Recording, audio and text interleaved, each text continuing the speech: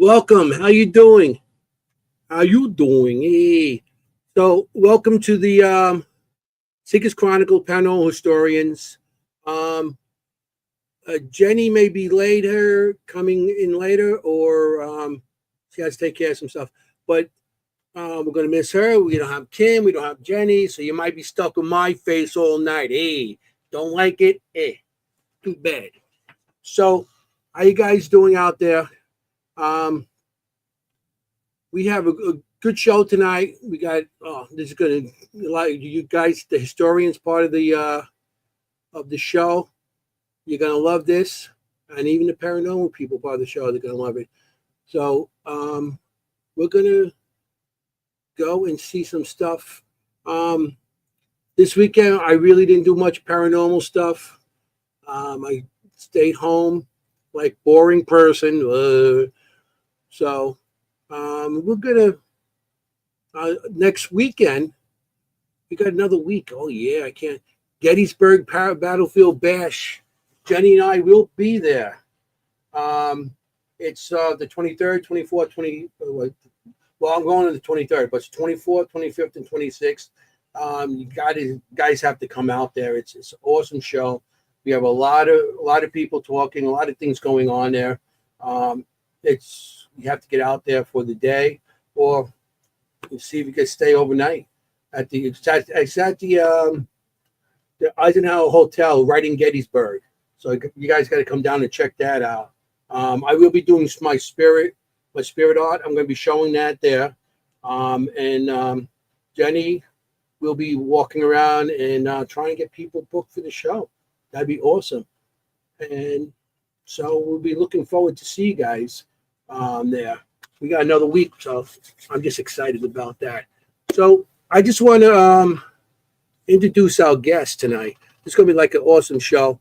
Wanda and Dee. Hey guys. Hello. How you doing? How you guys doing tonight? We're doing great. How are you doing? I'm doing good. Hey, hang in there. So I'm doing good too. I'm just kidding. We're doing great. men's and men's, they say in Italian. So, so you guys, you want to tell us a little bit about yourself? Tell us your name because they don't know who's Wanda, who's Dee. I'm Rhonda. I'm Dee. We're volunteers at Old Historic Harriman Hospital. Yeah, that's where. Harriman, Tennessee. Tennessee. Yes, we're probably 45 minutes before Knoxville. We're in between Knoxville and Chattanooga. Oh, cool. So you guys are volunteers at this place. So you guys been doing it long, or? I have been here since Ronnie purchased the building, and I've been here since day one. And I've been here about 4 years. Okay, what's day one? How long did Ronnie own the place? 5. 5 years? Yes. That's awesome. Let's see if we're getting people here. That's awesome. So you guys want to any of the history of the place, or? I think Rhonda knows it all. The hospital. This is the town that Temperance built. People from New York and another state, they came in. They built Harriman. This was the town Temperance built. So we had no alcohol. We had 1996. We had voted in liquor and beer. So now we do have that. The hospital, the grounds it's on, was built in 1938, opened in 39. And if you look on both ends of the hospital, that was built in 1953, which made it a full city block. And in 1991, they added on the front of the hospital. Okay. And how long the hospital stayed open? And you said it closed in 91, or? It closed. It was the new part. The 4 floors of the new part was built in 91, and then the hospital closed down in 2013. Covenant Hospital or Covenant Insurance bought the hospital, and they ran. When they found out that it was going to cost almost $2.5 million to fix the roof, They built a new building probably 20 minutes from here. It's the new hospital. And this was empty for over 13 years. Police department used it for training. The fire department did use it for a while. And then it sat empty. Ronnie caught wind of it, that it was a haunted hospital and they were getting ready to tear it down. And he came in with his crew and they wanted to first make sure it was haunted. And they had some experiences upstairs above us. They actually chased a man down. And when they caught him in the room, there was nobody there. So Ronnie bought it. He saved the hospital, Yeah. both from being torn down. Oh, that's awesome. I mean, I would love it was like somebody chasing and all of a sudden they just like poof. I'm like, Yeah. Well, they oh, thought, so cool. and they got in the room and everybody's pulling their guns out. But Ronnie, because he's from Chicago, Mhm. everybody's got their guns out and there's nobody there. I love that. I love that story because that's something I would have chased them down and like cool. I had experiences like that in the past, but that's cool. And then he said, "Okay, where do I sign?" He did. He did. And he saved the hospital and the old part from being torn down. It was going to be a parking lot. And we've lost a few buildings here in Harriman due to fire or tearing down an old bank to build a doctor's office. It kind of fits in, but I was glad that he purchased this. I'm a few minutes from here. I can be here in 3 minutes. It's a beautiful building. It's a beautiful building. Yeah, I have pictures of it. I'm going to show little pictures of what we're talking about. Because you sent me some of the pictures. Yes. Yeah. Oh, that's one of the overhead shots. Right. That's a nice sized building. That shows, yeah, there's 186,000 square feet. So that shows the hospital itself plus the buildings that are around the hospital. And at that time, the hospital owned all the buildings except for the Princess Theater. Oh, so the buildings behind there, they own all those buildings? They owned all of those. They did different things in the other buildings. It wasn't part of treatment or anything like that. In the alley, they did have a cold pack trailer. They did my first heart cath out there. They do stuff like that, but they didn't do stents. So I shopped local. I was born here and my kids were born here. Oh, really? Yes. So it's a more of a medical center than a special. So, I mean, was there anything else going on there besides that? Did it have a mental part or, it's just a medical center, and that It was was a it? hospital. It was Yeah. actually a hospital, a full-blown hospital. There were certain things that they didn't do. They did everything except for maybe do a stent. If you had to have a stent, you went to Oak Ridge. But otherwise, this is where everybody came. Wow, Like here's a some more. county hospital, yeah, like a county hospital, and everybody, when you had needed a bigger procedure, you went to the city. Okay. So I'm from the city, so I'm not used to these little town hospitals. Yep. Yeah. That's the hospital outside. That is a nice looking hospital. It is. It's very pretty. And we're trying to go back and restore a lot of it. We've got a lot of work to do. It's very expensive. So Yeah. we do a little at a time. Yeah, that's great. And you guys do events there and everything else. So you have people coming in. Yes. Yes, we do celebrity events, public events.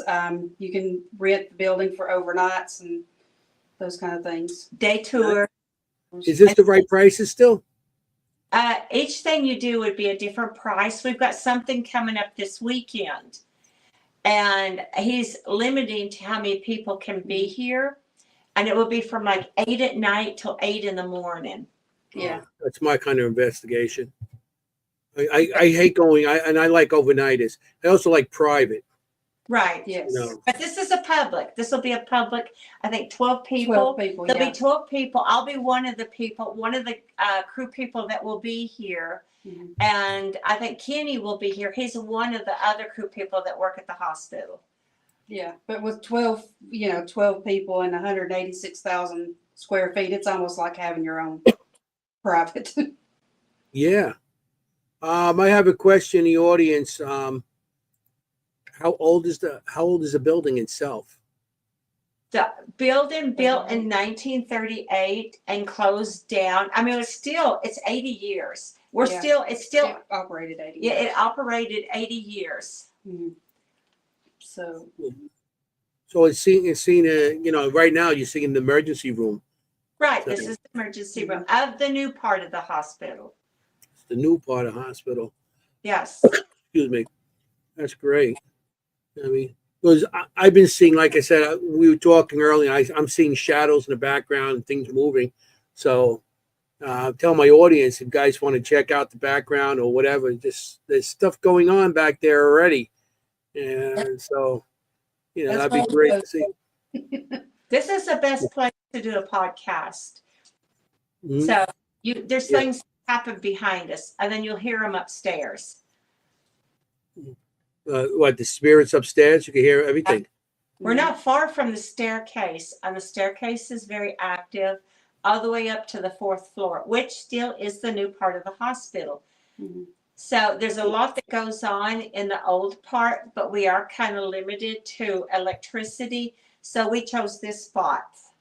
Yeah. Well, you got to go where you can do the podcast. I've been many places, and you're trying to go live and try to get some stuff or interview people. It's like you're talking, all of a sudden everybody freezes. It's like Oh, yeah. Yeah. so it's perfect. It's perfect. You always got to go where you have to.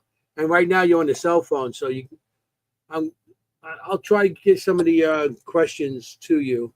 Enough room to keep. Oh yeah, they have somebody here. There's enough room to keep investigators all that time, and well, it's 8 to 8, so that's not bad. That's not bad at all. No, it isn't. No. No, and if somebody like, I mean, do you have a morgue there? Do you have? It's a hospital, so I'm assuming you have all that stuff. We did not have a morgue here. Really?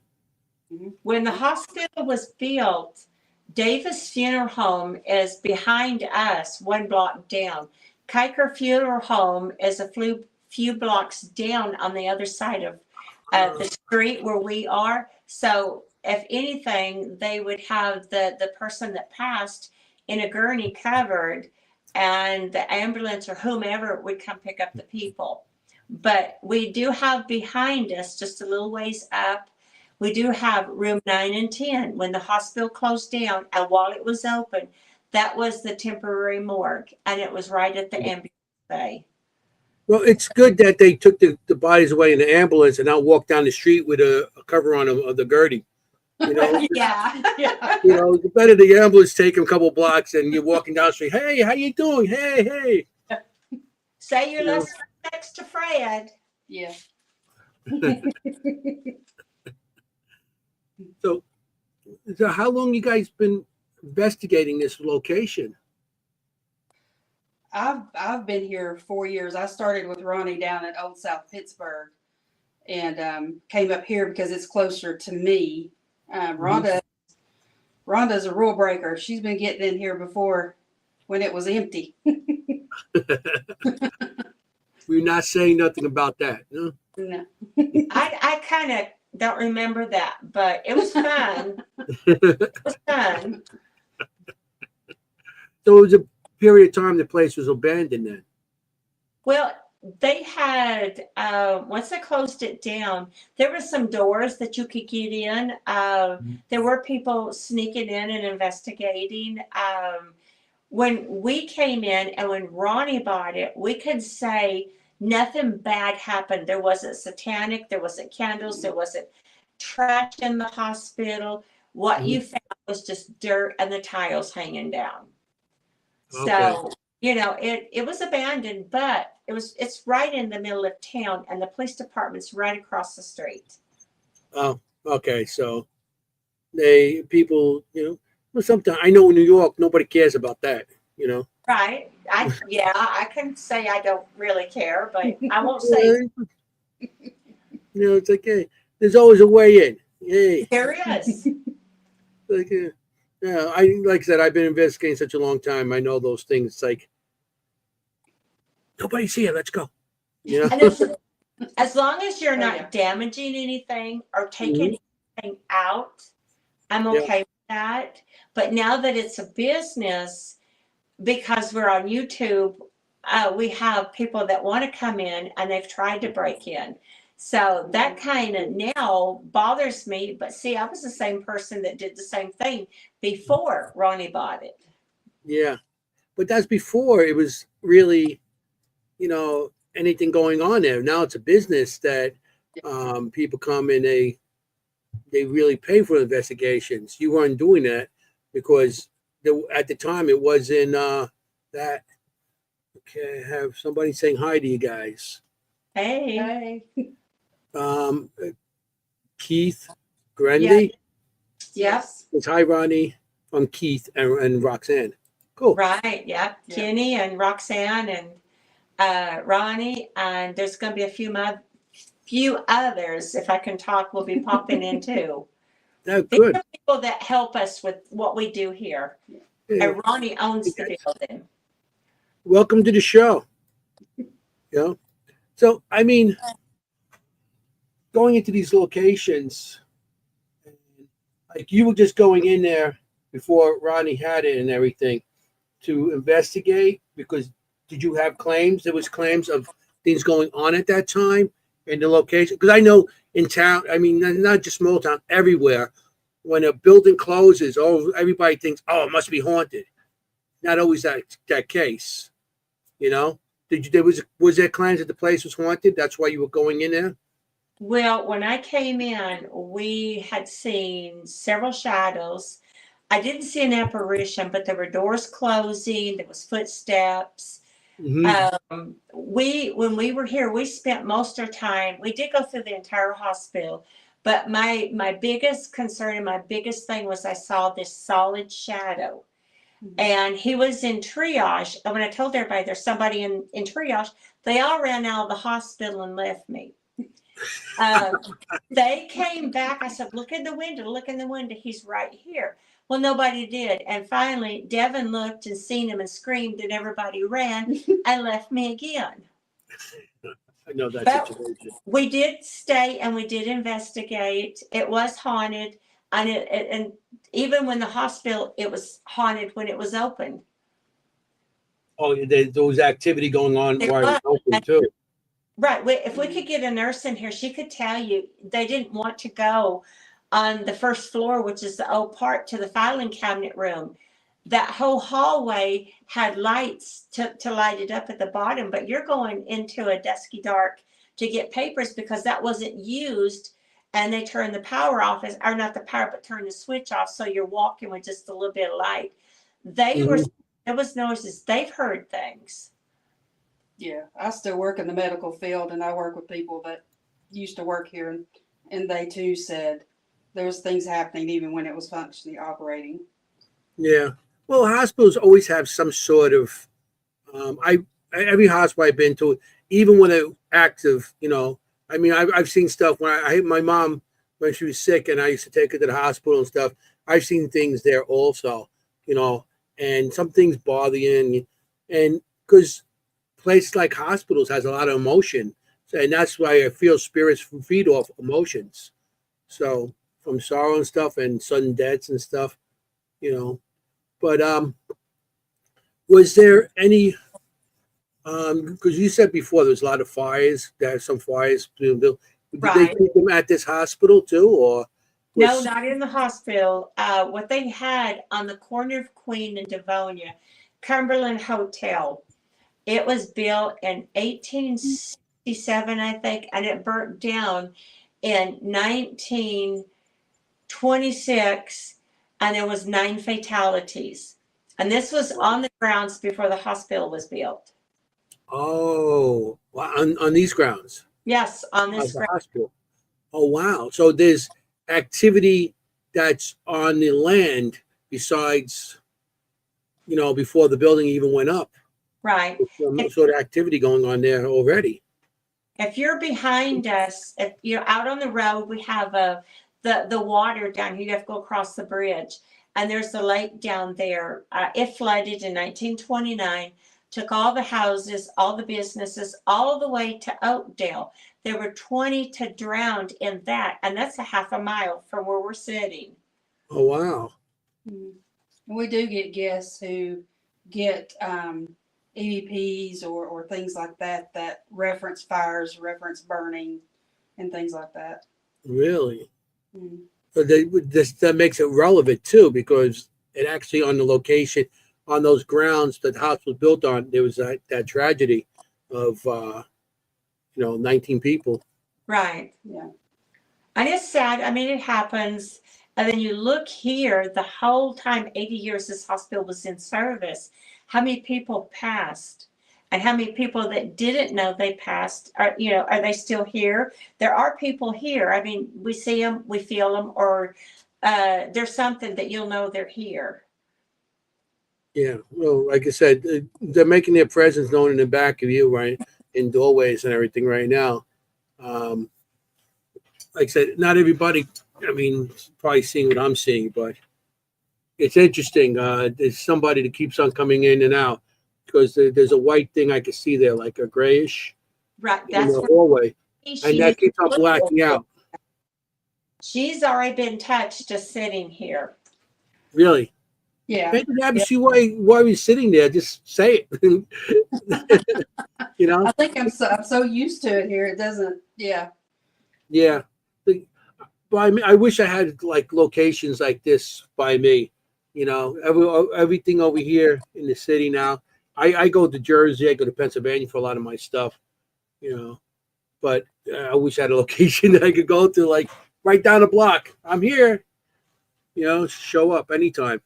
Oh, It is nice. if you were to come here, we would have to pick your brain. There are certain places in the Mhm. hospital that we want somebody can come in. And I mean, what we see is just really, I can't explain it, but there's some really If you cool better to see. don't tell me, because you know what you could do? Take pictures and send it to me. I can do I that. would love And to. I'll draw you. I'll draw you whatever you need, whatever I see. I know they're all nice people. We may have somebody that hollers and says, get out, Mhm. but there's nobody evil in here. So to come Yeah. in here by yourself and go through the entire hospital, it's a thrill, it's excitement. And then you're hearing things or you're hearing footsteps, somebody screaming. It's exciting. Now, Dee, on the other hand, you have to hold her hand, but she's a trooper. I can run real fast. I'm just saying. Yeah, I know. It's like I've been into places where people are like, oh yeah, I'm going to go in, and then we go into these locations, and something happens, and I turn around, everybody's gone. I'm like, where's everybody? We've had that happen here. So you choose the people who's not going to run away and leave you. Mm-hmm. I feel brave, Rhonda. Okay, Go anywhere in this hospital. Dee's got my back. somebody just came in late, and they said, where exactly is the hospital? And we gave that information already. Harrimansville, We're in Harriman. It's Roane County. There's Kingston, Rockwood, and Harriman, and we're kind of in between Rockwood and Kingston. Mhm. Okay, and that's in Tennessee.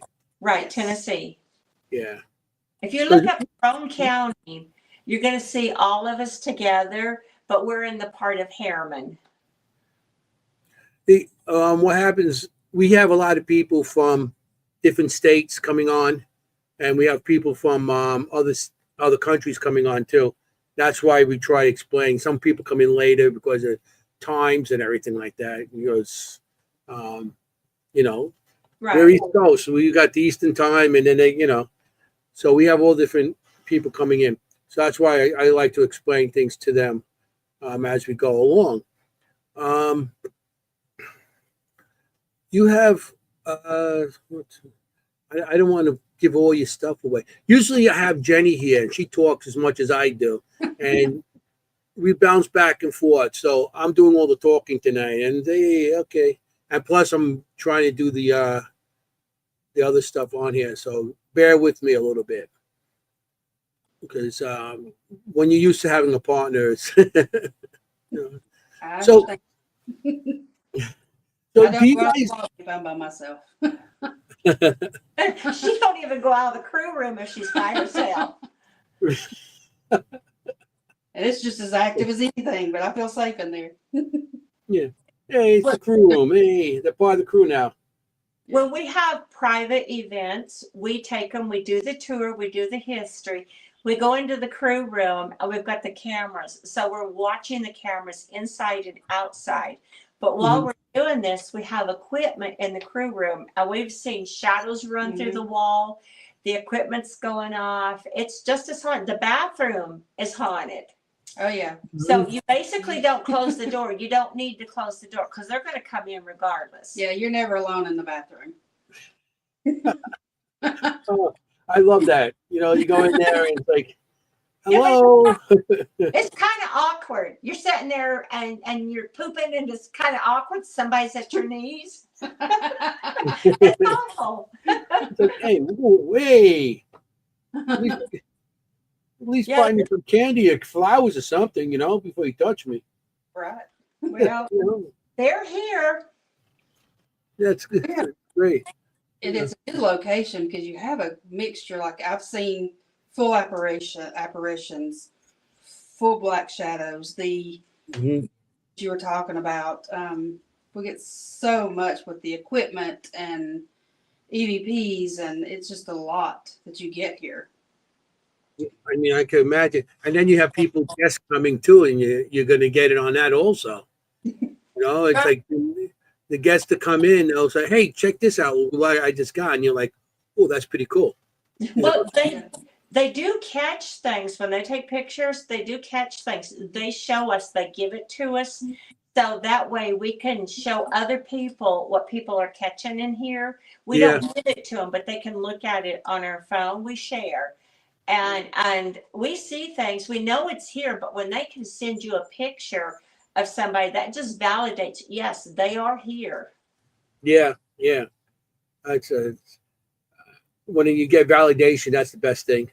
Oh, it is. And then it's not something like you see something and then oh, someone gets validation, somebody else gets it. You're like, that's what I see. Oh, wow. And then you connect and it's like, wow, you know. Do you have cameras in every room there, like security cameras or nothing? Or We have 16 cameras that are plug in. Mhm. I think we've got 9 ring cameras. We are going to add a few more cameras once we get more Wi-Fi. But as far as individual rooms, no, but it does cover all the hallways, anywhere that anybody can break in. We've got all that covered and everything outside, all the way around the hospital. Somebody, is there a cemetery nearby? I got a question in the audience. There's Walnut Hill, which is one of the older hospitals, and it's probably maybe 3 miles from here, maybe a little bit further. So yes, there's a cemetery close. Is Right. that the only close one? That's the close one, and then there's one going down toward Midtown. We do have another little cemetery there. Where I'm going home at by a ballpark, there is a house there. And there's a cemetery right there in the yard of the house, but I don't remember the name of the cemetery. Okay. Yeah, that's because back then they used to bury on their own, in their own backyards, their family members and stuff, or their property somewhere along their property, you know. And we have that over in the city here, and it's crazy because the farmhouse is gone. There's all houses. There's one not too far from here, and it's the old cemetery that's still there. But there's houses all over. It's a neighborhood, but they can't do nothing about that little plot because there's 180 people buried there. Right. And so it's considered, you know, hollow land, and you can't build on it. So it's crazy how some of these, you know, I know in Queens it's a lot different, you know, because it was like the Dutch owned it and everything where I am at one time. And then we got cemeteries like in the middle of right off one of the main avenues and stuff like. There's just a little cemetery. There's like 3 plots with a little thing around there and name, you know, with a little plaque on them. So it's crazy how you know, over here it's different, but Right. they used to bury in their backyard and everything. That's, you know, So you could, a matter of fact, you could have something right buried underneath you guys. You don't know.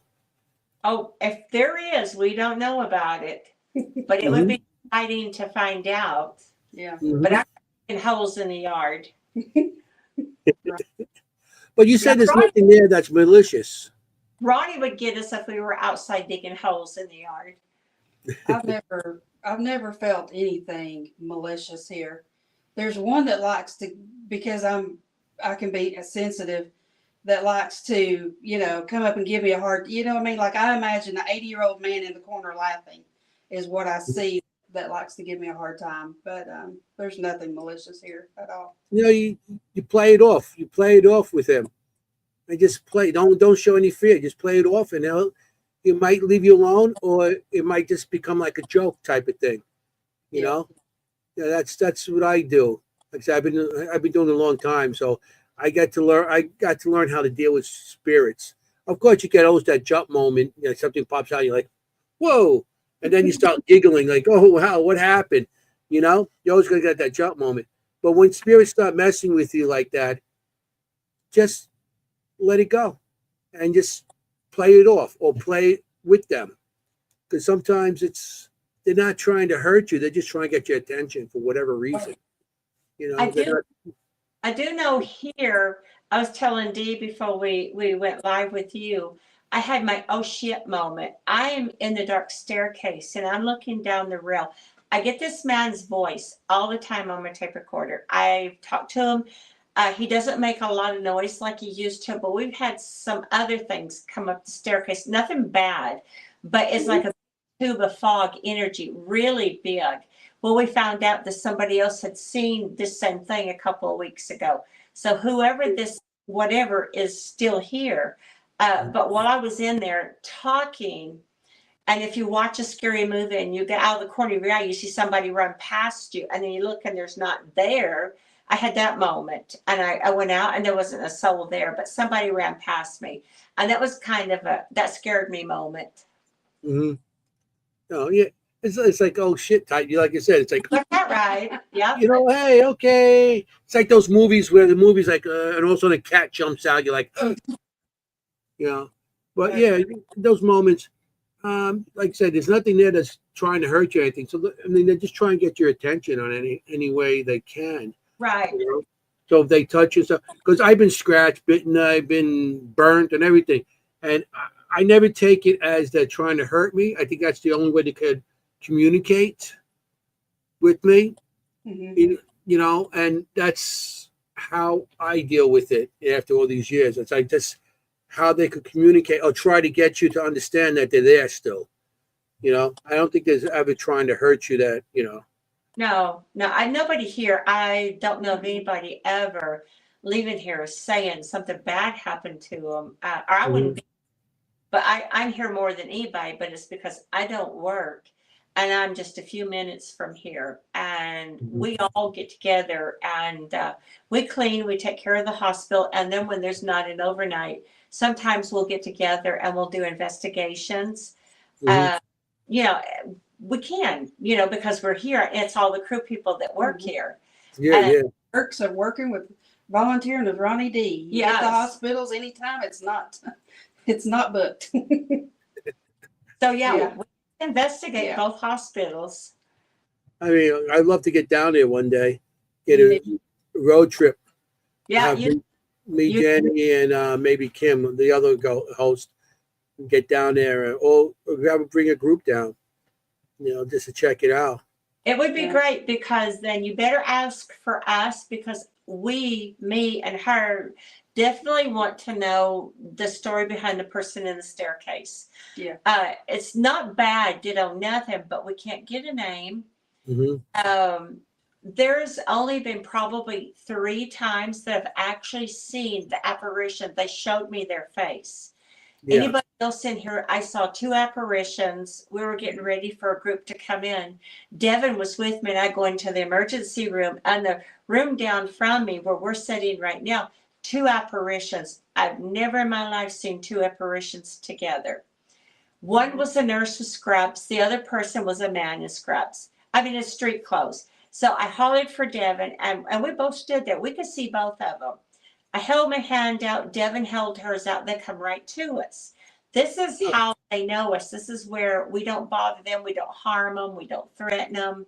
We do whatever we can to help. Mhm. And that's the first time ever to see two apparitions together in one room. That's awesome because, and then you put your hand down. It came towards you, so Yes. they might not even know they're dead. And just to have that happen is exciting. It's like when you're being touched, it's like a little TENS unit on your Mhm. hand, your arm, whatever you're holding out. Or if you're walking, you walk through somebody and it's like 50 million cobwebs on your face. And Yeah. you've got your hands full of equipment and you can't wipe your face and nobody's going to touch you. It's one of those, oh shit moment, clean my face off. Yeah, I mean, yeah, and you get that tingling. I Yes. always get like the electrical charges or something like that. Something, yeah. I have a spirit that keeps coming in on the other side of us. There's a doorway as well, leading into a hallway, and She keeps on touching you. She keeps on touching you. yeah. The little blonde-headed girl. Uh, That's what I'm getting. yeah, I don't. Or like they seem small, but yeah, something. Yeah, because my whole Because I'm getting a little blonde-headed girl running Yeah. in and out, and So- she has a red shirt on and blue jeans. Have you got a name? Can you get a name? Well, give me a second. Holly. Oh, sweet. We're gonna when we get back together as a team or something, we're gonna see if we can communicate to Holly. I do know that there were 4 teenage kids to die here. We also know that there was a baby that died here. It is 19. not a baby. There was Ronnie and Brooke were here, which brought Ronnie and Brooke, the owners of the hospital. They were in the lobby. We had Chris from Scott County Jail come over, and her and I were investigating. We were through the entire hospital. She went off of Facebook. She turned it off, and all of a sudden, the elevators ding, and we heard the baby cry in the emergency room. Ronnie and Brooke sat right there. Chris and I, we all heard it. So we know the baby is in here. Teenagers, we think we saw the girl, that one of the kids that died here. She's just right around the corner from us in triage. Don't know her story, but when she came out, again, you can see the hospital gown, but you can't see her face. And there's shadows behind her, like they're protecting her. Yeah. Well, like I said, there's a little girl here. I think they call her Sweetie, her nickname. Sweetie. Sweetie, I like it. I mean, I'm like, They'll be all cold over chills. Dee. Yeah. But Dee can't. She's like playing tag with you right now. She comes on running in, touching you, and running out. Yes. She's like playing tag. Yes, I have a couple of littles here that do.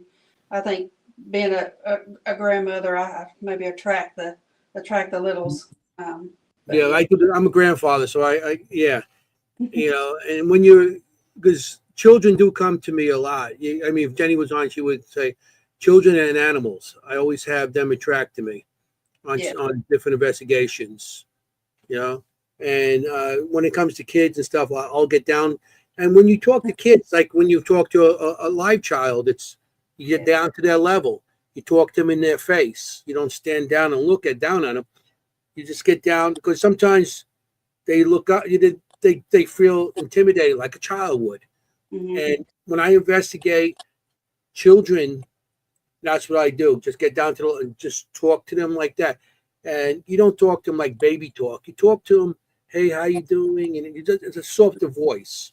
And that's how I do it. Not like a baby type of voice. I just talk to them like I would talk to a child, straight up. And I get a lot of stuff like that. I had things come up to me, and I'm like, something's touching my hand. I feel it's a child, and then somebody come in with a SLS, and there'd be a stick figure next to me touching my hand. So that's exciting. That's cool. Yeah, I like the SLS. Yeah, I mean, I like the SLS, but the battery, the only bad thing about it is it's you carry it all over, and the monitor, whatever you're using, it doesn't. The batteries don't stay long. So Yeah. now you're in the middle of some location, and now you're carrying this thing, and the batteries are dead. You know, so that's the only. That's why I stopped using the SLS. I use my night vision camera and all that stuff. You know, I Yeah. but thought I wanted one, but I don't now because there's too much involved. You got to carry it, and you got it out, and you're walking around like that. I'd rather not do that. So I mhm. don't have one, and I really don't think I ever really wanted one. Yeah. I mean, they're good to have, but after a while, it's just with the like I said, the battery and everything. Like you go into locations, there's a lot of walking. You know, probably at the hospital too, and you're going locations. Now you got this piece of equipment with dead battery. You got other pieces of equipment on you, and it's a little hard. You know, before you said you have equipment all over your hands. You know, what I've been using. I use Right, a vest. You know, like a photo, photography vest.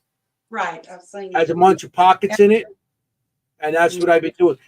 Also, I've been using all a tactical vest, like from you like the SWAT vest and stuff like that. I got my right. team name on and everything, and I got all my stuff in the pocket. So when I get to locate, because climbing stairs, everything, you want to have some free hands. You know, that's Sad what I thing, do. sad thing is in my pocketbook, I do have a K2 meter, and I also have cat balls. I mean, it's weird. Back in the day, it was kids, it was diapers and bottles, and now it's K2 meters and cat balls and a rechargeable bank. That's what you got your bag. I have my go bag just in case, just to grow. It's like I'm not gonna do it. Just pick up my little case with my equipment because I'm a video person. I like my video camera. I got night vision cameras and all that stuff. Yeah. And I have body cams I wear on my vest, the front and back. And because yeah, how many times you're in a dark area, you're walking, hear something behind you, you turn, there's nothing there. I got a camera back there, so Good something idea. happens, Come on, I don't use you know. those.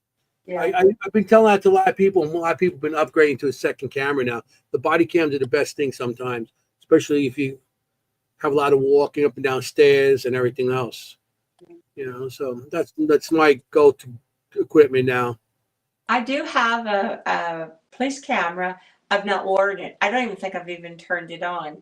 And if Mhm. I'd had it, I could have proof. There's two apparitions right there in front of me in the emergency room.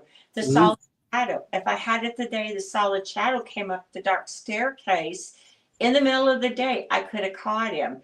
Yeah. But I've had several crew people that's actually seen him. He's tall, thick, he's like leather, very shiny. And you can see the fingers, toes, the mouth, the whole 9 yards. And two of the people that work here and they're over at South Pittsburgh call him Leatherman. And Okay. he stays a lot of times up in the OR, in the old part of the hospital. He was there the other day. We had a day tour, and the girl that was here with her dad actually seen him. Wow. So that's exciting for me because at that time when I snuck in, he was the first person I seen. And then when I found out they were going to tear the hospital down, new and old, it worried me. It's like, I'm worried over a shadow, but it bothered me. I was afraid they were going to tear the building down. And it's Mhm. not going to be homeless, but yeah, he won't have his hospital.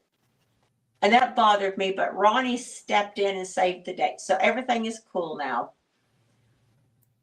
Yeah, that's awesome. You know, when somebody can actually step up and save old property, Right. it's and in opening up to the paranormal, and so people can come in and do investigations and stuff like that. I know a lot of people are starting to do that, and they go in, they find a location, and they've been having events there and everything else. So that's save all these old buildings. That's another thing. We do have nurses that graduate college and they're nurses now. They come here and they'll stay about 4 hours taking pictures. The 1-day surgery, it's big rooms. We've got the big lights above, and it's really a cool place to be. And they're coming in to have pictures made. Paramount Picture was here. We had PBS, True Crimes. We had Bunker Hill, which is coming out. That's they can tell you all about that. But this hospital, besides doing paranormal, we have people coming in just for the tour of just the history. Then we've got people coming in for pictures. And we have the police, and I think the last time I talked to one, they're going to come back this year again for training. These are new police officers that never been in here. And it's a worst scenario type thing that they're acting out. And they'll be here to do that. And it'll be Roane County. And I think there will be maybe another county that will be coming in to do some training. That's awesome. That's awesome. Do you ever have like Paracons or anything going on there, or any kind of events like that? No, but we need to. Like, something gets moved by the flowers back there. Well, I see the shower just shoot up that way. But yeah, I mean, I know, like you said, there's a couple of places that I know people that bought old locations and that actually are, and they've been having events there like Paracons, or like nothing huge, but something that people come and they have some guests and stuff like that, or speakers, and then afterwards they investigate whatever location it is. right. Something like that might be great there, because you said you had some celebrities. I just seen something come from your shoulder. I guess your left shoulder. Right. Let's go. No, not you. Me? Wanda. Yeah, my arm. I mean, right now, my arm is kind of almost asleep and tingling, but I don't know what's going on there between me and Dee. But it may be just sitting here. But they're around. Yeah, because I just seen it coming from like the back of you, and it was white. It was like a white thing that shot underneath the counter behind you. So I'm hoping maybe this with whomever pops out again, but we have two black, kind of like a comet type thing, size of a man's fist, and they kind of hang together and they shoot across the floor. They don't touch the floor, but they shoot across. They've gone through the wall. They've been in the lobby. Our guests came, and on the second floor of the old part from the new part, shot through our wall of the crew room and wound up upstairs, and they got to see this. Two small little black whatevers, and they're there during the daytime, and we've had them at night where our guests have seen them. I can't explain what it is, don't know who they are, but they come shooting through. The is that the videos? Some of the videos you gave me? Well, some of the videos I gave you don't have that because we can't catch them, but we do have something that we first found on the second floor 1-day surgery. Looks like thread off of clothing. And I don't know if I sent you that video or not, but it followed two crew people. That's the first time we caught it on the camera. Then afterward, we caught it when people are leaving. It kind of comes out, and then it was flapping wings like a bird. And really? When it did that, it looked like it was chasing something, a bug. And it went through the wall, went through the door, and came back out. We don't know who this is, but this has been seen even by some people that came down that do YouTube, and they came in, and she actually saw this with her eye. And when she ended her show with that floating around. And you had like rings that went shot into the walls? Yeah, it goes through walls. It's not like an apparition. It's not like a solid shadow. It's a bright light thing, like a piece of thread off of clothing. All right. Could it be, because I had other people guests on, could it be fairies? I don't know. I've never seen a fairy to tell you. But what I'm going to do is... it's not... no. I've seen some video of what I believe was fairies, and I don't think it's that. It's truly like just a string that you would see floating around, but it's like bright fluorescent white. Okay. I need the video. You sent me 1, 2, 3, 4, 5, 6, 7, 3, 4, 5, 6, 7 videos. So I'm not sure if any of those videos have it. No, I don't think I have that one. Kenny does. Kenny would have to send it to me. But we do have another part of lockdown. There was a light floating around, and Stacy noticed it on the camera. So we go in lockdown, and she got down in the floor, and it went all the way around her. I will send you that tonight, but I can't do it right now because it's basically on my phone, and I'm using my phone right now. We can't explain it, but there's lights in here that you see floating around. It's enough that it triggers the cameras. That girl that touched you, D, Mm-hmm. she's on the other side of the counter. She just ran into the hallway, into the door there. Is there a lot of activity out there Yes. behind that door? Because I've been seeing shadows back there, shadows coming out of there going, I just seen a white light just now and there, like a sparkle. And that's the same thing that came out of your shoulder. I seen it in the hallway. And I've been seeing stuff in that hallway the whole time. And sometimes there's like a little, I don't know what's there. It's like a little gray spot. It's not fully dark. And sometimes it just vanishes and then comes back. I wonder if that's kind of like what we see that small shoots across the room and goes through walls. I don't know who it is, what it is, or what, but I know they're here because I've not been the only one. We've had guests. So when I see something and then a guest sees it, then I could go, oh, wow, that really happened. That's a yeah moment. You sent me some pictures. I want to start showing some of these pictures, Okay. and then I'll show the videos. Okay. Okay, and maybe you could explain some of this stuff to me. Here, this picture is the first one. Which one is that? I can't see. What is this? I'm gonna have to get up and look because my screen is not big enough. It Okay, that looks like the emergency room. Is there a shadow flying? There'll be a black smoke shoot across if that's what I think it is. this is a still picture. Oh, okay. That's just part of the hospital right there. That's just a picture of what the hospital looks like. That's inside. Okay, because to me that more looks like a cafeteria type of thing. That's downstairs in the serving area. When we do go downstairs and we do have public events, that's the first place Kenny and I go to. We've had as much as 2.5 hours of nonstop.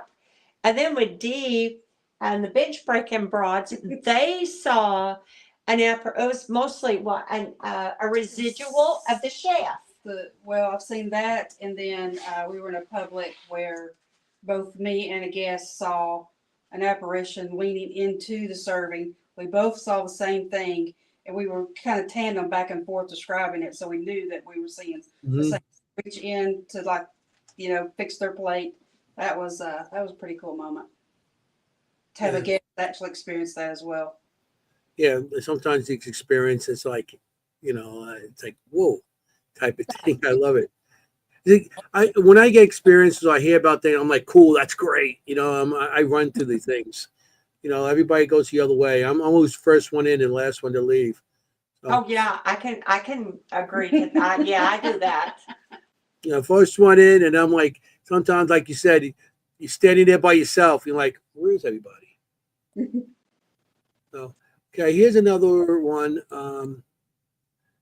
This is a room. It looks like a sitting area, maybe where they sat before they got checked in.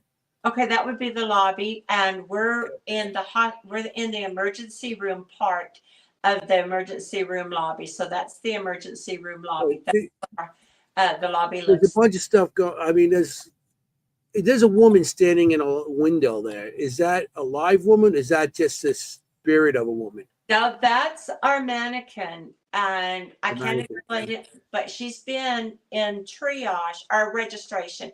We've had her in registration behind the glass for probably 3 years, and this year she's been pushed over 3 different times. Oh, really? And I moved her and I put her out in the lobby. but I think what I'm gonna do is bring her back in here and put my trail cam up. I don't know why this year they're pushing her over and who's pushing her over, but we don't have animals running through the hospital. And these are times there's nobody here to be doing that. And it just started. And it just started this year for whatever reason. It's like they're pushing her over for whatever reason. And I do have now a wind chime in the window. And I'm hoping that if they're in there, they're going to move it and we're going to be able to hear it. But Yeah, good I idea. will put our mannequin back in that room because I do want to put a camera there. I'm probably not going to see who's pushing her over. It's a spirit. Mhm. But we know whomever is doing it probably is doing it for fun or they don't want her in there. Maybe it's the little girl. It could very well be. But we do have toys, not a lot, in new parts of the hospital because we do have people come in and they film, they do YouTube or they do movies or whatever. But upstairs, city block, it's a full city block. We do have the room and we've got all kinds of toys. And we have toys that actually play while our guests are here, or even if our guests are not here. I've come to change batteries in the Ring camera and the toys were playing. Really? So That's we good. do have toys for the kids. Yeah, yeah. A lot of places, it's better to have that. What's going on here? It's always good to have trigger objects. I'm a big advocate for trigger objects. You know. So let me see. You got a couple of things here. Let me see. This one is an interesting one. There's a man looking out and looks like there's someone in the closet in like a little space behind a door looking out. Look, a guy with long hair and a beard. Yep. That is the first floor, A2. That's what we call shadow hallway. That room, when you get to the door, that room is locked. We have some repairs we got to do in there, so it's not open to public. There's no electricity, but that whole room will light up. And in the evening time, I don't care, evening, day, whatever, you go down and you're taking pictures and you're going to catch somebody looking back at you. Mm-hmm. Yeah, somebody said that it looks like some kind of, to me, it looks like a guy with a long beard. And to me, it looks like maybe a priest or like some sort of religion with long white beard and white hair that's parted and some kind of long outfit with a belt going across it. And you can actually see a foot. That's what's amazing about this picture. It's so detailed. And it maybe even a cult leader or something. I don't know. But that looks something that's a good catch. Well, we do have a chapel here, which the chapel, I mean, every hospital has one. Ours is our crew room. And I think Ronnie was talking about maybe putting it back as a chapel. And we are going to use another room here in the emergency room as our crew room so we can put the TV set and monitor everything. Yeah, because chapels in hospitals doesn't necessarily mean one specific religion. Right. It's whatever religion the person is. They go to the chapel and they do their prayers. It doesn't matter what you are, Catholic, Jewish, or any sort of religion that is. So, and to me, that looks like somebody with a long beard and hair that's parted in the middle with some kind of like ceremony, like a robe or something, like maybe what a priest or a monk or something would wear. It's not a monk because there's too much hair for a monk. It's like, okay, here's another one you hear. This is interesting. I see legs here and a big shadow. That our guests that were coming on a regular basis, I was here that night. She snapshot the picture and come running downstairs. She used her phone and came running downstairs. So if you look on the side of the door, you're going to see a child in a hospital gown. You're going to see the little boy with the little shorts and the leg, but there's also a shadow right there with the child. So there, the doorway, that room past the doorway is designated the kids' toy room because that's where we've seen the kids in that area right there. Mhm. And that guests catching that. So we thank our guests so much for sharing. Mhm. That helps us. That just validates. We know there's kids here. We've heard them. Now you can see them. Yes, you can see your legs, and Yeah. that looks more like a Mon child, like because those look like sneakers on him. Right. Now look at the doorway. Do you see the child leaning up against the door in a hospital gown? I have to zoom it in. I see. Yeah. If- Okay. If Yes. you're looking at the green, Yeah. right there, you're looking at the green, look to the right, and there's a child in a Mhm. hospital gown leaning against the doorway. On the right side, if you're looking straight down at the green surgery room, but it's in that Yes. doorway. Yes. I do. Okay. Yes. That we don't know, boy or girl, because we don't know what year or anything. And boys back in the day had long hair, but we do know there's two children there. Mm-hmm. That's a that on the right. Then she's peeking out. Standing there, you can see her standing there, her hospital gown and everything standing there. Because I see something also. I'm not sure if it's the same thing you're saying. I see something peeking out. Looks like a face right Okay. above where that white. I don't know if that's a walker or some kind of table back there. Right. But Oh, right you're above that, I see a face. I see like somebody peeking out, and it's like half the face, an eye, nose, hair, and you can see a little bit of his shoulder, like and they just like peeking out like that. we see a lot. We call them peepers because they're peeping around the corner. I'm And going to draw this. have I'm gonna a draw lot it. of peepers. Mhm. Yeah, I'm going to draw that picture because I can see that. I This is didn't pretty that, cool. but that's exciting regardless. Yeah, that is. I mean, the feet there, just alone there. I mean, you can see that directly. Right. That white light is in that hallway now. Yes. It's just in the middle, and it's smooth. Those white lights are all over the place over there. Right. Now that right there, if you look, you're gonna see somebody in the window looking at you. Yes. And that Excuse is me. all the time we're catching some. We don't even see them until you take pictures. Mhm. And then Mhm. and where your reflection is not shining in.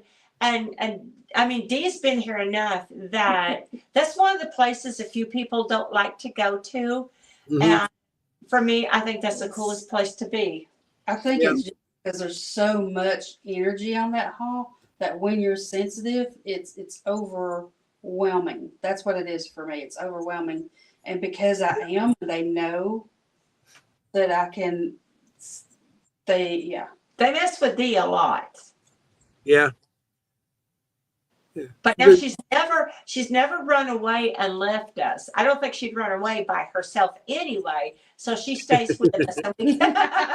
So she can't run. She's with us. They know they can mess with you. That's it. Right. You got that right. And they feel like you're good natured and everything, so they Yeah. will take advantage of that also, not to hurt you, but because they know that they could present themselves to you without any kind of threat.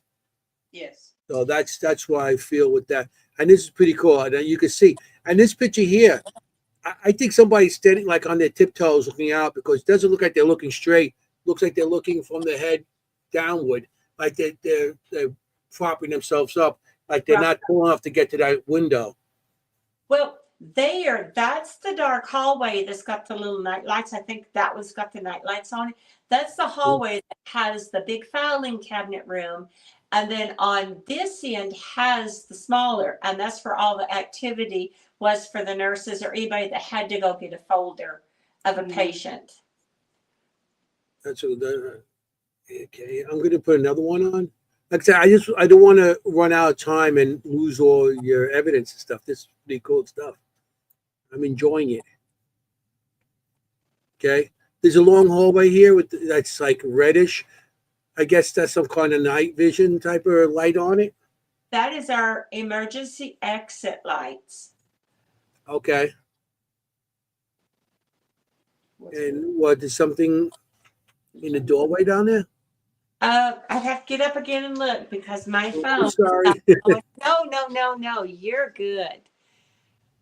Okay, again, in see the something. window, there's somebody in the window. Yeah. And that's somebody else catching a picture of somebody in the window. Mhm. And that's funny because the one is totally blacked out, and then there's the one that, and I think this is the same thing. They're propping themselves up to peek at you. Mhm. Well, that red color, that's where the exit is right there above the door, and the Mhm. exit light is on. So, Yeah. without it, it's dark. You can't see unless you use your IR.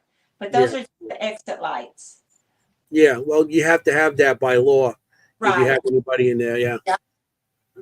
So I'm a retired electrician. I know how many of those I had to wire. Okay. Here's another one of yours. Again, somebody in the window. It's common. People catch things in the window. Mhm. This one looks like it's at the end of the hall, a shadow on the right side, Oh, yeah. and the doors are open. Okay, that one's not locked down then.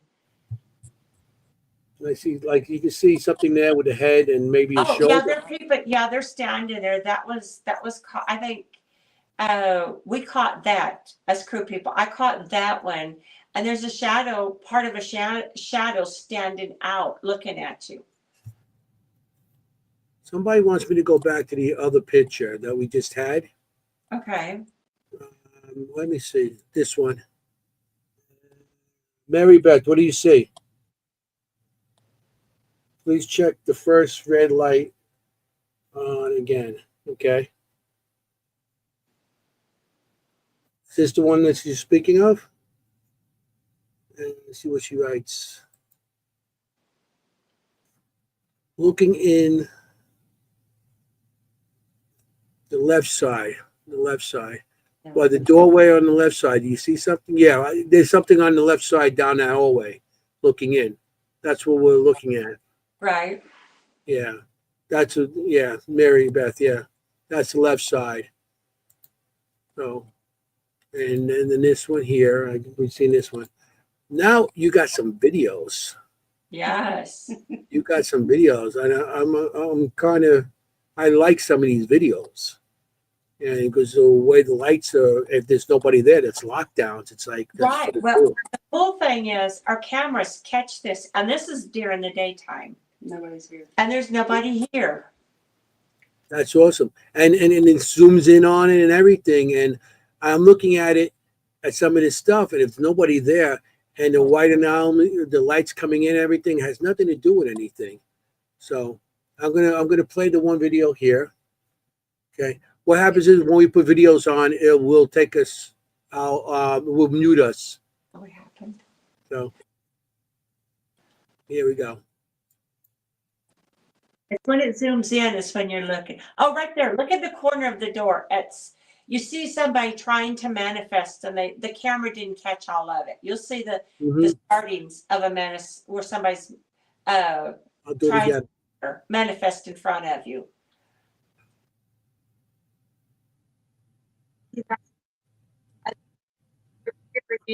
I mean, this is what we have here, and the camera Mhm. catches that. Now somebody is by the trying to manifest. Yeah, but the camera zooms in. You see a light there. Right. So we can't explain any of the lights. We do see them. We know they're here. The camera catches them. We've had guests to see them, and no explanation. We don't know what they are, but we know they're harmless. Yeah, I want to play that one more time because yeah, I mean, the camera actually catches something. You see the light, and the camera, it's pretty cool. Right. The camera zooms in on it. Right. That's what's great about it. I'm gonna do it one more time.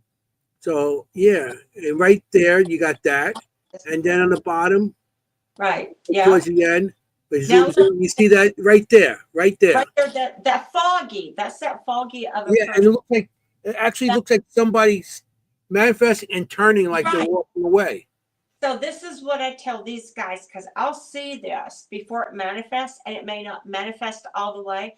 And I'll say, okay, look at this. This is what I see. You can see this person. Then you see an arm move.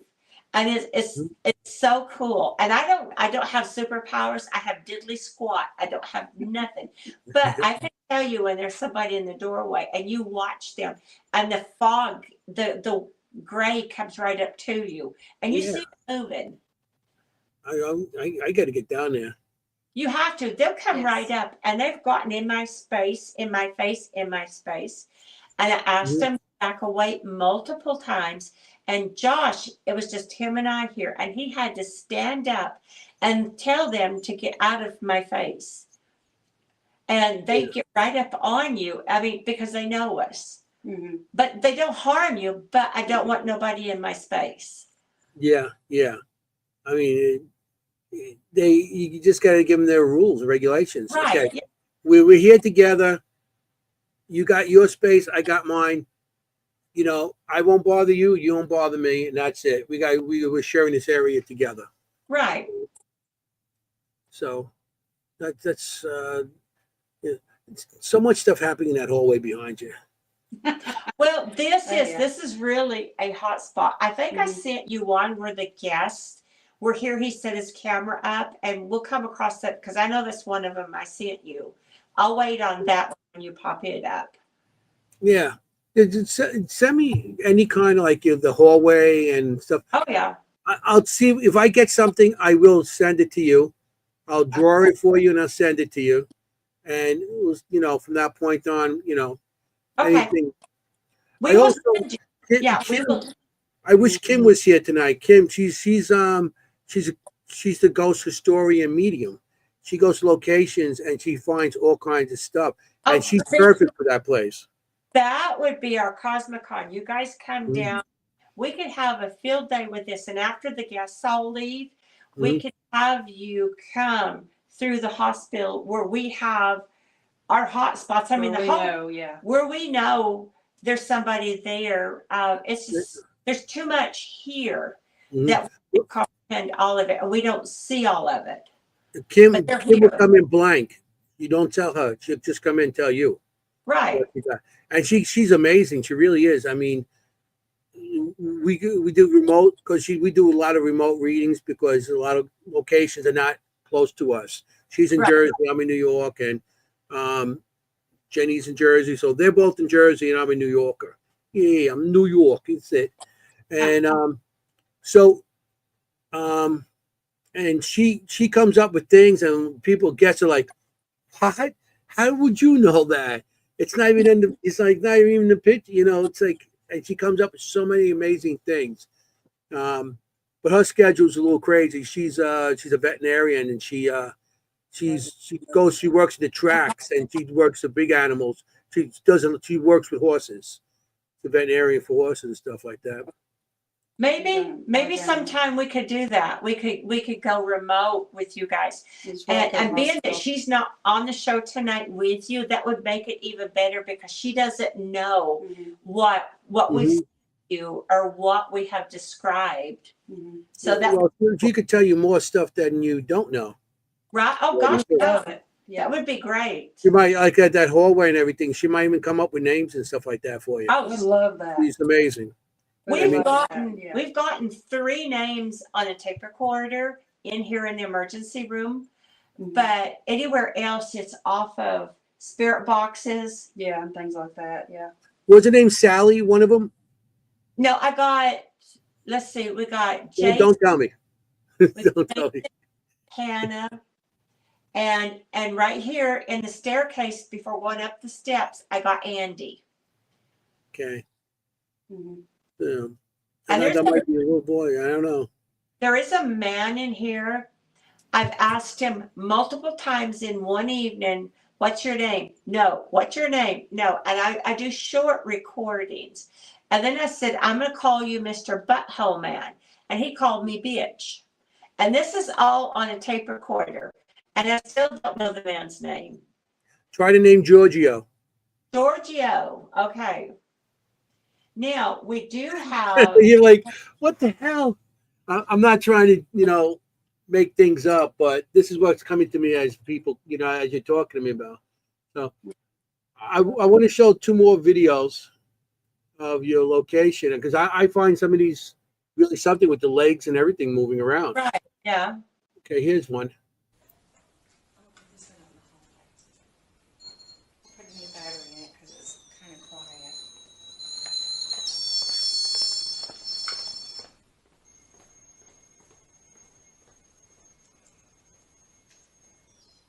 Where's your SLS camera? You got it with you? Hey, Fred, come on out.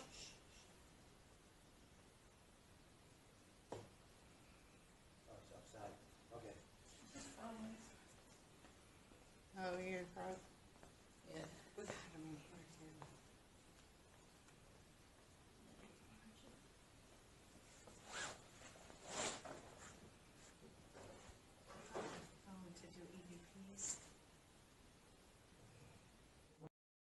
We have a variety I've of seen shadows. Full apparitions. Full apparitions also. Mhm. Well, when I put videos on, the StreamYard cuts out. I can't hear you guys talk. It Oh. mutes us. I'm But- sorry. No, it's not your fault. Those legs walking back and forth, I'm like, that's not a ghost. No, that's me. I'm going out to the hallway to put a battery in my REM pod. And I said, okay, guys, come with me. Because you could hear them out there in the hallway. And I go back in to sit down. And here in a moment goes zip, zip, 2 shadows. Yeah, that's interesting. Okay, here's one more, and then we'll continue talking. Oh, that's probably down with the child. I think Yes. it's That our cameras caught that. this one, I think. Yeah, what I find amazing that light coming down the hallway, Right. and then stop, and all of a sudden the light goes off and it pixelates, and it's like affecting it. And this is when it was locked down. I don't see any lights and the way it comes off the wall here, you see how it comes off the wall? And Right. there's other lights coming down. It's not like it's. Now look on the floor. Look on the floor by the shopping cart. There is no Yes. power in that room. There's no electricity in that ward. Turned on. I see things walking back and forth. What? Look at the one walking up out of the floor. Yeah, that's what I'm talking about. I see What's those that? things. Is it starting? Is it doing it yet? Yeah. And that is during the daytime. And when the child walks in, he's walking into the lobby of what would be heart testing, where they do all kinds of stuff. That right there, you can see a shadow. That's something right there. Where Yeah, what? yeah, he hovered, he floats. So I know when I die, I'm gonna come up out of a floor and I'm gonna break somebody's ankle sitting on the toilet. But he hovers on the wall all the way up to the door that takes you back into the lobby and the emergency room. And those things at the end of the hall walking back and forth. Right. Pixelated. But the whole thing is, what I'm finding interesting is that those things walking back and forth are small. They're not people. They're not regular sized people. No. That's what I'm saying. You might have other things, elementals, and other right. stuff like that. Right. Because Well, those are yeah. kind of small for a child, even a child. Those are like what, 2 feet, under 2 feet? Because Right. you're walking underneath that shopping cart thing there, back and forth. To see that, I mean, if there is an elemental here, I don't know how it would have even came here, who brought it here or whatever, because this is a place that people pass and people got well and left. Yeah, Something bad. that's awesome. Because there's other things going on there besides, That- besides ghosts and everything. You're getting cryptics and everything else. I think that's pretty cool. It is, but it's nothing that is going to harm anybody. No, I don't think so. You're Yeah. at peace when you're in here. There are times that the air gets really thick in the room and it gets really dark. I guess for us, we had somebody probably, well, they told us when they walked out the door, they provoked.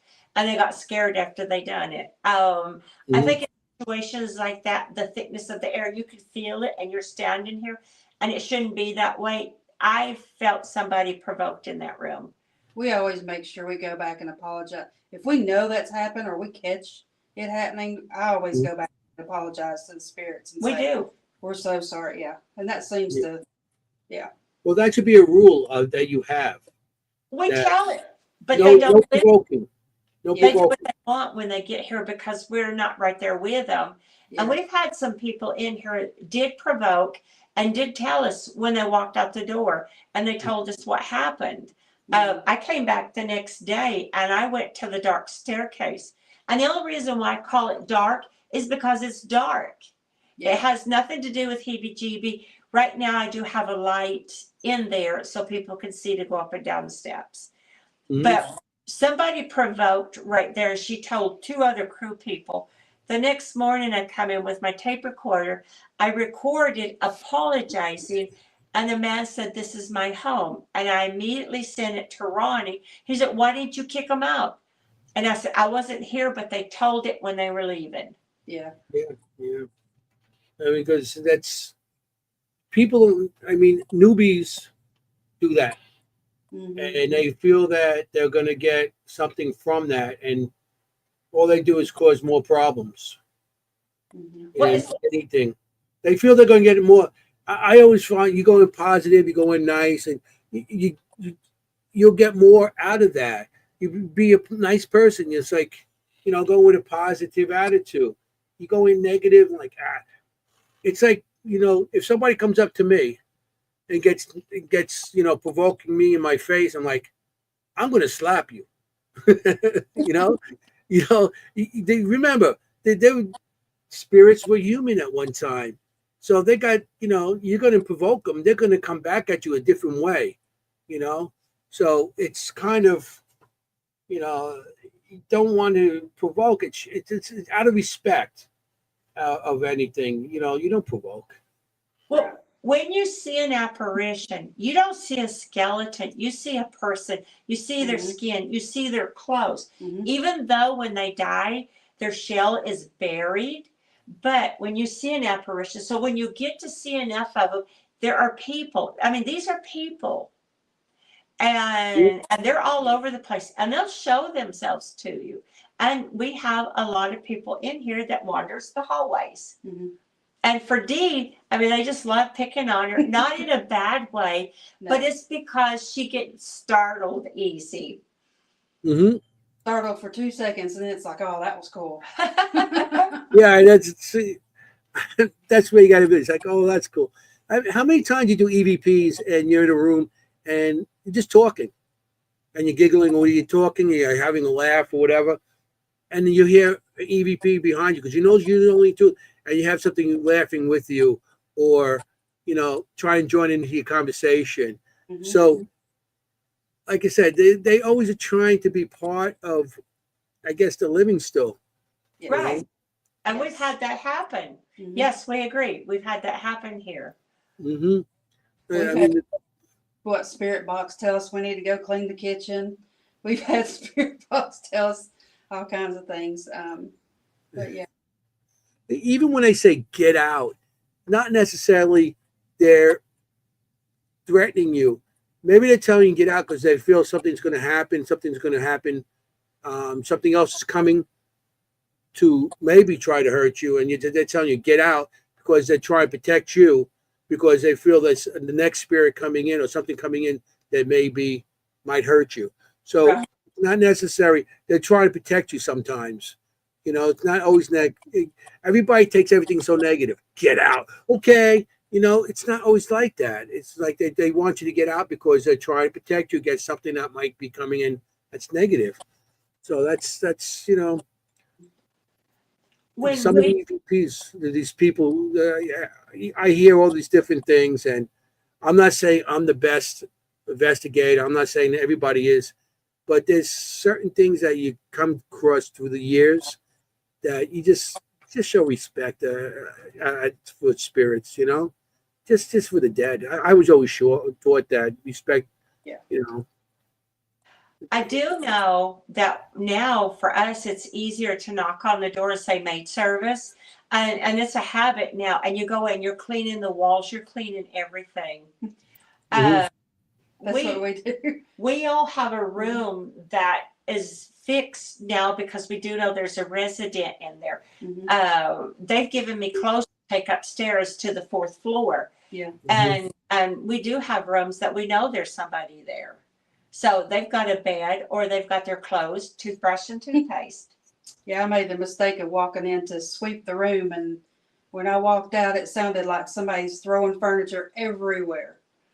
So I had Wow. to go back and apologize for coming into his room without asking permission. And we proceeded to talk to him more, and he was just upset that his things had been taken, his clothes had been taken, so we took him some clothes back, we took him a toothbrush and he's been Everything's he's fine. been great. Yeah. Like, when were there any like resident patients that were there constantly, or like sometimes hospitals have patients that are too old to take care of themselves, saying they're still in the hospital, or even comatose patients that are there that don't survive. Was there any type of those patients there? Okay, in geriatric, at one time it was drug and alcohol, and the ward stayed closed most of the time. But when they turned it into geriatric, there were patients that would be there for maybe a month, a couple of weeks, or whatever. But if it was somebody that wasn't able to take care of themselves, they would go to a nursing home because a hospital has to have the rooms for people that are sick. But we did have, when the hospital closed down, we did have a psych ward. And half a block down from us, we did have the facility there that wrote the prescriptions. They did the counseling. They did everything. But to be put back into a hospital, if it was more serious, then you went to Knoxville, Oak Ridge, Murfreesboro, Mhm. like that. Okay. Because I have a feeling there was somebody there that was there a lot longer than they're supposed to be, and they passed at the hospital. So anything's possible. Oh, Yeah. anything. We don't know because of the HEPA laws. Yeah. Mhm. So, and the hospital only closed because the roof leaked. They built a new one, so they can't tell us. They can't give us last names, but I do know I was talking to a nurse, and she said a guy came in. He had a stroke or a heart attack. It was mild. But then all of a sudden, a couple days later, he dies. He had a massive heart attack. And his name was Stephen. They said forever somebody walked past them, the cold breeze, the chilling, they're on top of you. And they would say, Stephen, how are you? So they acknowledged and they felt it was Stephen. I do have that name that the nurses have given, but that's all we know. And that was in the heart ward. Okay. I mean, like I said, I don't feel nothing negative there. I just feel like a lot of activity going on there, because that hallway is pacing back and forth, peeking out, and it's multiple, not just one Right. type of spirit in that hallway. And I've been seeing multiple, and them walking from the hallway to the door. Some of them were actually walking to the door. You walk that. And what's in there? This is just a hallway. What's in that room back there? So I'm seeing so much. ER rooms, those are ER rooms. ER treatment rooms. So if you come in, you get one of those rooms. That's where they go in and treat you. Okay, that explains things, because a lot of people didn't come out of those. Right. All right, because I like I said, I've seen multiple from children, like a small shadow walking there. You can't really say it's a child, because it could be just a little person. Right. It could be almost anything. But I see pacing back and forth. I keep on seeing the peeking out of that room, shadows and stuff. Okay, that explains why I've been seeing a lot more in that room than the rest. Things walking out in and out. But It's interesting. this is why we chose this room, because we do have a plug-in that works, and There's That a lot of activity. right, back there, and yeah. here you hear a lot or you see a lot down this hallway. And if you go straight down that way, that takes you into the old part. You're in imaging, so the doorway is open. So anybody in imaging, X-ray, ultrasounds, they're coming backwards and forwards. This is a busy place. It's like the hospital being open, and you got all the patients coming and going, all the way to the staircase behind us. And you may hear somebody all the way up the 4th floor going up to the 4th floor. I've not heard that noise in a long time, but it was like they were building something, and it was cabinets closing. They were slamming, doors were slamming. Really? And up there is what on that floor? What ward is it? It's is it emergency ward? Above us is surgery. Surgery? And then above that is, was it? But okay, what we have in this new part, we have the emergency room, and we have a 2nd floor 1-day surgery. 3rd floor is the heart ward. 4th floor is ICU. Okay, so all right, that's good. Heard a door. We just heard a door, but I think, and she, I think that's my son. I have some stuff by the door that he was supposed to come get, and I think that may be him. Okay, that is. I'm gonna go back and check it. Almost an hour. What time is it? 31. Okay. I'm gonna go back later on and check that because I thought I heard something too. Well, And I thought it was here. And I thought it was here because my son's inside, and I'm like, I thought the door was opening here, but it might have been you because you both reacted at the same time. I think it was there in the lobby, and I would like to bet money that was my son picking up some stuff that I left for him. Oh, okay. Yeah. If not, we got somebody else coming in. Okay. I wish And one of we're them would not pop on the drunk. camera right now and just wave, say, "Hey." Instead I of coming in know. shadow. Come on out. Come on, let's see you. I want to talk to you. Hey, I want to talk. You know? We had some people this year come from UK, and they had some crazy stuff to happen here, especially on the 4th floor. And I think Ronnie posted that on our public page. They had a door to open. They left their camera behind, and the door opened again. The doorknob, the whole door thing opened, and there was nobody up there but their camera. Did you send him the 2 doors in the hallway opening? We have. I don't know if somebody's pulling my hair. Yeah. You seen it? Yeah. Okay, somebody's pulling my hair right here. Not hard, but what we had, and I don't know if I sent it to you. City Block, the old part. We got the doors opening and closing, and then at the end you see the balloon go and come back, and there's a child underneath the balloon running into the toy room. I did hope I sent a picture of it, and then I have a picture of the child himself. We've actually seen this child. We have seen a guest came here to investigate, seen the same child in that area right there on City Block. Those videos are on our Facebook page as well. So if we didn't send them to you, then you can go on there and see those. The doors opening. And these are like 70-pound fire doors. One of the doors goes into a bathroom, so there's not going to be any wind coming there. And these doors open with a force. Opening backwards and forwards. And we tried to debunk it. And then at the end, when you look, you see the child with that balloon. That's why we keep a balloon up there, because the balloon goes crazy. It will touch the ground. It will kind of like, it's a face balloon. So there's a balloon face on both sides, but it chooses which face is going to look at you. It's weird because you can move and that face will turn as you move. And it'll follow. Really? Yeah. And you'll say, put the balloon to the floor. It takes a minute, then they'll take the balloon. And these are helium balloons, so it takes it all the way to the floor. You can see the string kind of jerking some all the way forward and come back up. What team was that? Because I remember seeing somebody put something online with a balloon that actually turned and followed them around too. But I'm not sure where it was. I don't know. I don't know. A lot of people have caught it, so yeah. A lot of people caught it. Yeah. So maybe somebody put it out there, and because I remember seeing something like and they kept on saying, and the balloon kept on turning toward them, and it was like going all over the place. It was like going by stairs and everything. Yeah. We have a weight on the balloons, but one of them, and we have to say, yes, there is a draft in the hallway, but there are times there You is can no tell a draft. normal draft, then Mhm. take it all the way to the ground. Right. Or, And yeah. and the draft that comes in is not strong enough to lay a helium balloon down on the ground.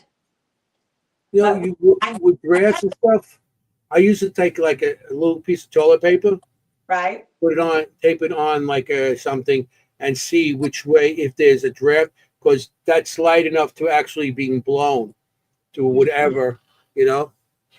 by a window or whatever. So, yeah, that's what I do to check for drafts. Yeah. Yeah. And that shadow hallway, we don't have any windows open that hallway. No, we either. don't. So, yeah. So it's not Yeah. like, you're getting cross breeze or anything. Yeah. Yeah, that's interesting. You know how the balloon. I mean, I had that in my house the one time, an old balloon, and I actually videotaped. I'm sitting on the couch, and the balloon went this way and this way, and I'm like, "There's no course freeze." Yeah. So she keeps on touching you. Yeah. Yeah, she's getting braver now. She'll come. I've got the poke on the arm a couple of times.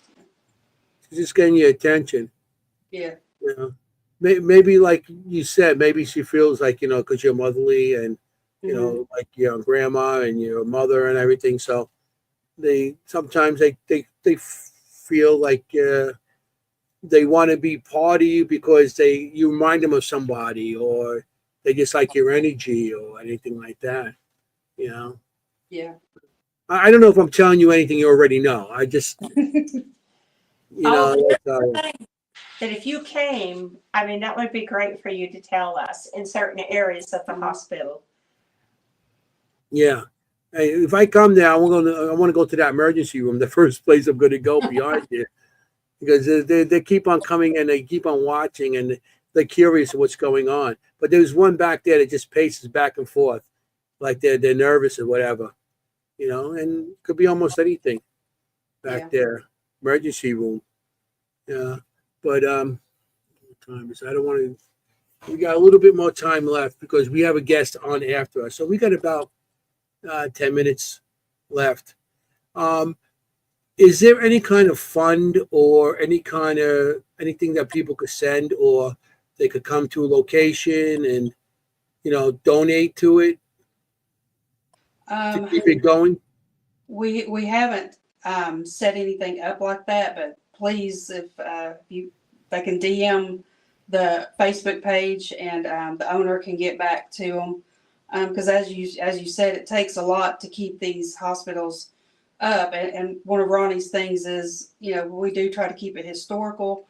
We do keep it clean. That's one of the things we get a lot is how clean our facilities are, both here and at Old South. And but yeah, just direct message the Facebook page and Ronnie will get back to them. Right, because the thing that really needs it right now for Harriman is just like Old South Pittsburgh, Ronnie owns it also, is the roofs are leaking. That's why Covenant closed this hospital down. We're patching the roof and that's all we can do. And if we could fix the roof in lockdown, that would give us the first floor, just like the second, a full city block. You go from one end to the other and you are actually going a city block. And then be able to get where, obviously when this hospital was built in 38, 39, segregation was still a thing. So we do have still a segregation ward that's standing that we can't open because of the roof is really damage. bad. Yeah. It was turned into later a central lab. It was. Yeah. They did pharmacy there. So the doctor writes a prescription, you go over there, they filled it. Where the roof leaked, it ruined the medicine. So it went from medicine to blood drawn. So you came in with a prescription, you go in, you show them, you get your blood drawn or whatever they need. But when the hospital closed, that was blood drawn, but the roof leaked. It's bad enough now that we can't open it Yeah. for the guests, and that part was the segregated.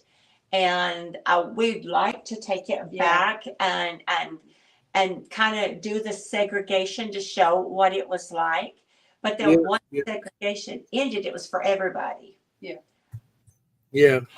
I mean, that'd be good. You open it up and put the history of, of that from there. Right?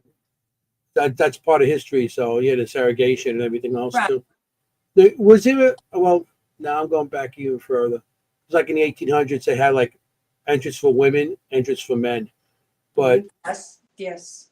you don't have that there. But I know some of the old places they do. Oh, they did. No, we have the segregation. Well, when back when segregation was here, you went to the back part of the hospital, which is where when it closed down was blood drawn. There was an entryway there. There was 7 patients' rooms. Now, if I'm telling it wrong, this is what we were told. But what would have been blood drawn before anything else, that was segregation. That was the emergency room, and that was the oldest part of the hospital. That was 1938. Once segregation ended, then it was for everybody. But yes, there was an entryway, like the Princess Theater. You've got to go downstairs at the Princess Theater, and above was segregation. It's haunted. The whole hall, you go out into the alley. The alley is haunted. A lot of Rome Street is haunted. But yes, everywhere was segregated until it ended. And then everything was for everybody. There's been a lot of natural disasters in this particular little section, honestly, from tornadoes to flooding to fires. Somebody wrote, I took a nap before yesterday. Woke up. Oh, they said, yeah, okay. Bedside, a teenager with a kind thing that had dark hair. Oh, they're saying incidents they had with them. That's interesting. But yeah, I'm trying to read that and try to get back to you guys. But I'd love to get down to the location maybe one day. And also, if anything, like if somebody wants to book it for events or anything, it's through the Facebook page. Yes. So what's the Facebook page? Oh, Harrisman. It's Old Historic Harriman Hospital. Okay, and that's if anybody wants to go there also to investigate. And I guess then it's different prices for investigation. Yes. And anytime we do public things or we do have celebrities, like we've had Satori Hawes and the Wraith Chasers and some other people here, all that's going to be posted on the Facebook page as well. Yeah. I we had Mike and Chris on already, and they brought up your hospital. Right. Yeah, they really like it because they're not too far from there too. So yeah. They initially started out at South Pittsburgh Hospital, the one that Ronnie owns in South Pittsburgh. They were there, and then they still come back because that's where they got their start at, was Old South Pittsburgh Hospital. And Ronnie bought this, then they help with the celebrity thing. They do come here. So it's always great to have them come, or anybody. Jason Hawes, Taps, they were here. Satori, which is Jason's daughter, her husband, Rachel and Brian, they all did Taps together. They all did season. We have them coming in. Goldilocks, she did a music video. She was WWE announcer, went from wrestling to doing music now, and they came here and they did a video here talking to myself, and we got to be a part of it, and it was cool just to see how people make things and how they do it. And it was fun for them to come. We've had other celebrities to come. We had Paramount Pictures, Grounded is the movie. We did have a grunge group, and that one I had to write it down so I could remember it, which is Bunker Heights. That comes out in October, the movie. The movie, yeah. Bunker Heights. That's Drew Fortner, musician, Lucid, We had the guy that I can't remember all the names. The Pinhead. Yeah, Pinhead. Some other. We had some good people here. It was fun. To be a part of Yeah. that. Movie. That's great. I mean, when you get celebrities coming in, that's where the money comes in. Mhm. Right. You know. But then, we can't afford to turn all the power on. I think at one time when the hospital was open, it's like 164,000 flat rate. I could be wrong, but that's what we were told. And that's, all year round. We don't have all the lights on here because the electric bill is very expensive. Mhm. So when you do come here and you do go to the bathroom, you may as well get used to it because you're I going take a into lot. yeah, she takes that. It's motion lights, and if you don't move, the light goes back out. Yeah. But Yeah. it's trying to get wallpaper to stick back up. It is so hard. But the biggest, just like South Pittsburgh, is the roofs. You got to get the roofs fixed to preserve the entire hospital. Hmm. Yeah. I mean, investigation. What lights do you need? Yeah, that's what night vision's for. Right. Yeah. It's like, I mean, I've been in places like Trans Allegheny, pitch black Yeah. hallway by myself. Now I got that little 2-inch screen on my camera. Walking down, it's so dark that you have to put your hand on the wall to see, make sure you're walking straight and you're walking forward. Yeah. So who needs light? Hey, that's No. where you go. No. If emergency, carry a flashlight if you need. How many times you go to places like you use the bathroom, you throw a flash. I have a lantern that I pull up, and that's I bring that with me just in case I have to do something, in the dark.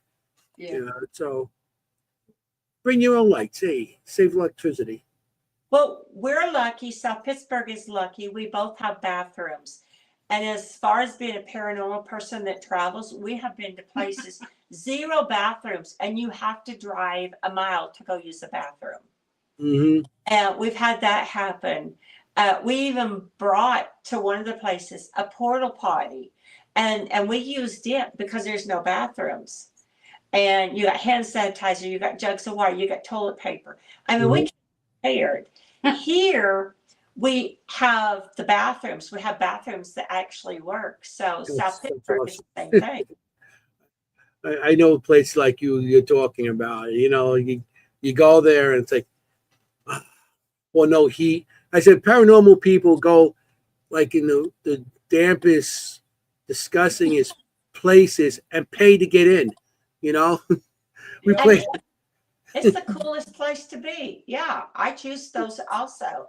But here, this is like the Hyatt of haunted places because it's clean. You got beds, you got bathrooms, you got running water, Mhm. and the hospital is just full of people.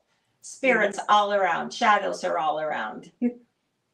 Yeah, and I'm seeing a shadow, so I'm seeing a bunch of shadows tonight. I got to go back, and one of the few shows I go back and I have to review because I've seen so much stuff going on, and I want to hear. I'm going to listen for EVPs too, because we could be picking up more than we really hear too. So We do have disembodied voices. We do have several times people have caught a woman screaming and she's moaning. That could have been labor and delivery. We don't know. Mhm. Have a man that would be so interesting to know his name. So he huffs. We call him a huffer because we don't have his name. And he could be between me and D, and we'll hear him or you catch him on tape. I had a group here this week and they caught the heifer. And we were all talking, and there he is huffing, and you could hear it. But we need a name to go with the heifer. We'll get you a name. But send me pictures. I'll see if I could what I could do. We can do that. I'll give you a face. I always like it because I do my spirit. I call myself the spiritual sketch artist, and that's what I do. And I say also I give a face to the dead. So we'll see. Yeah, that would be really cool. I could live like that, but I don't. I just know when they're there and they're on top of me and I'm chilling, or they're touching me or Yeah. pulling my hair tonight. I've had my hair tugged a couple of times. Just It might, sitting. it's probably the little girl. She's probably wanting. She's curious what you guys are still doing here. What is her name again? I- Holly. Because I need to, Holly, we're going to try that. I'm going to write that name down. As soon as I And they call her, and her nickname is Sweetie. Oh, Sweetie. We can do that. We can call her Holly or Sweetie. Mhm. Yeah. It's Don't right. take that as a whole investigation and say, "Hey, Holly, because maybe it might be another spirit. It might be picking up. I may be picking up somebody else's name there too. Right. Don't make that a whole investigation. You can ask if it is and see if you get an EVP saying Holly or Sweetie on it, and see what happens that way. So, before we have another show coming on. I just want to ask D, since you're so sad, what's the most profound experience you have from here?